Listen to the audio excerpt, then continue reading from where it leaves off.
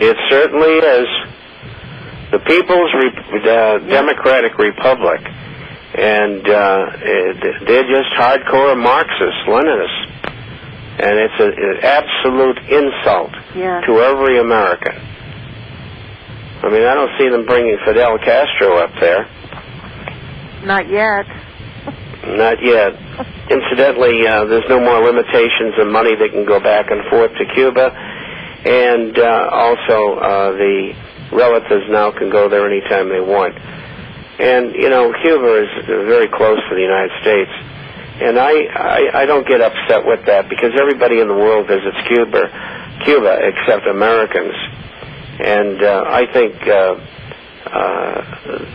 holding them hostage as we have is ridiculous. I mean, there's not that many people involved, and the whole thing is stupid. China's a different story. I got one here.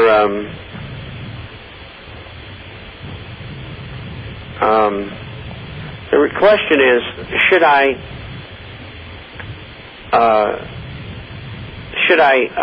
cash in my IRA at 57 years old and buy gold and silver coins, or shall I keep it in my IRA at Gold Star? And, you know, you're going to pay a penalty, you're going to pay your taxes, you're going to pay the taxes anyway. And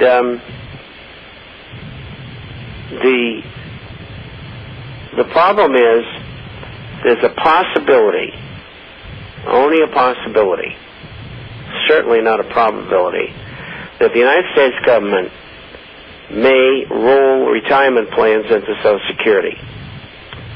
And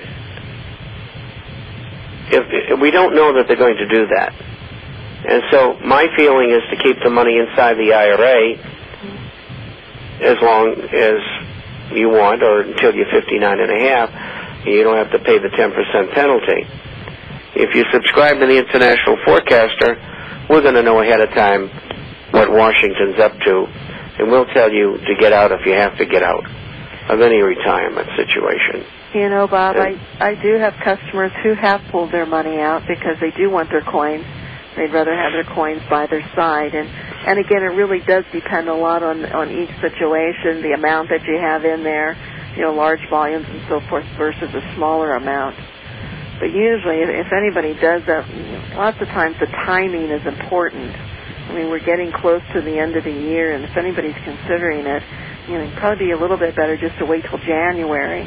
That way you have almost a whole year and a half for gold to perform, so any taxes and penalties that you have, at least you'll have some cushion, you know, from the increase of gold. I mean, you can't count on it, you can't bank on it, but it gives you a little bit more time. And also, some of them that have pulled their coins out of their funds is they leave enough in order to pay for any type of taxes and things like that, or they'll withdraw half, or they'll withdraw a third, and then they'll do it over a period of time, so they're not hit with the strong amount. I mean, taxes aren't going down, and the taxes are certainly only going to be going up. So those are just a couple pointers if anyone does consider to do that, things they should be aware of.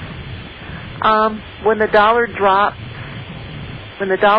becomes precipitous, how will TV pundits and the White House spin it, or the solution to the people?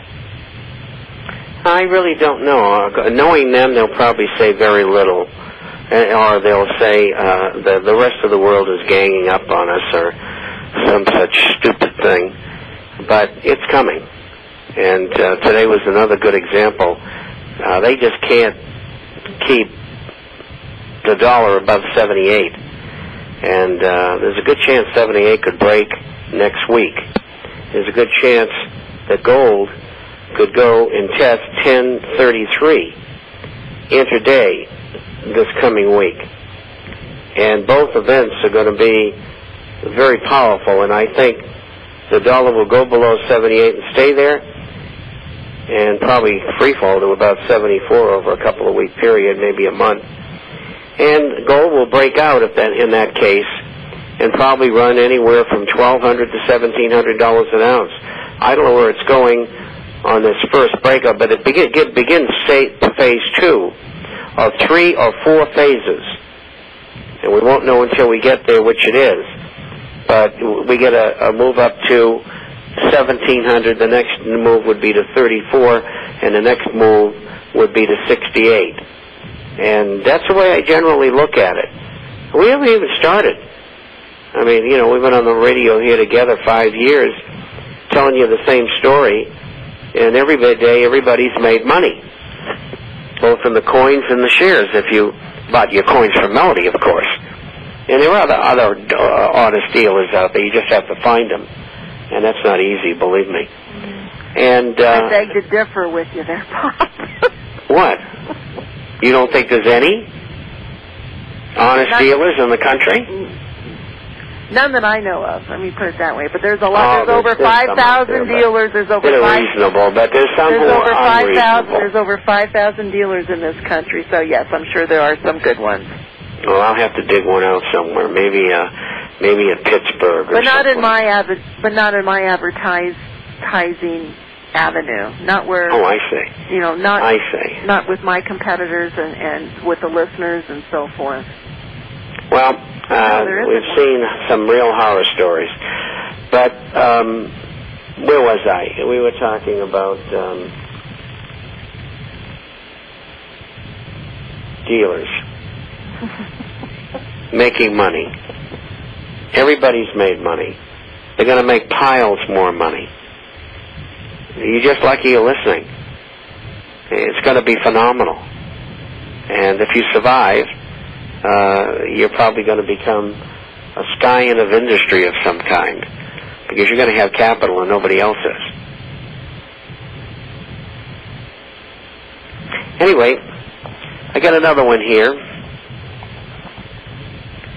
I'm not going to go into detail on this, but here's a perfect example. When I tell you to buy a stock, and I'm talking about stocks, you do it. You don't let some moron broker tell you what to do. This woman says, I am angry beyond words. I had money sitting, and I told the broker to purchase Agnico Eagle for me at $58 a share. He said, no, I don't think so. I think it'll be better after the holiday, which is Monday. And because it's going to pull back. It's trading at 67 today. He will not listen to me. It's my money. What is going on?